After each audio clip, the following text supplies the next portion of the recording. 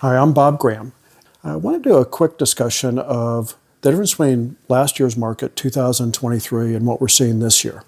And one of the big changes we've seen is last year the markets were really driven by the largest 7 companies in the S&P 500, names like Apple, Amazon, Meta, Microsoft, Nvidia, Tesla, Google.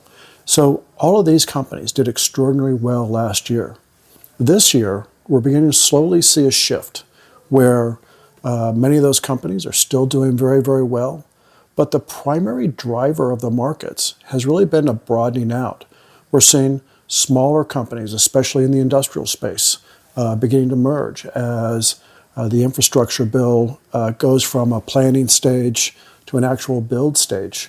We're seeing improvements in healthcare, specifically in places like biotech and the healthcare providers to provide surgical equipment and those types of things. So maybe the larger companies aren't doing as well, like some of the insurance companies, but many of the other smaller companies are really emerging and driving this market today.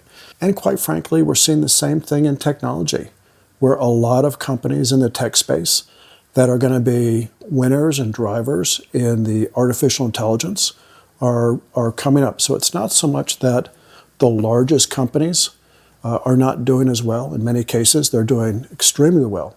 But what we're really seeing is a shift, a broadening, an expansion, and an improvement. And we're likely to see that driven by smaller and mid-sized companies for the rest of the year.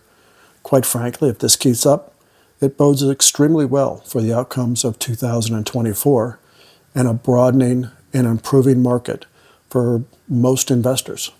I know there's been a lot of discussion about changes in the large cap Mega 7, but quite frankly, what's really driving that is improvement in all the thousands of other companies that make up our markets today.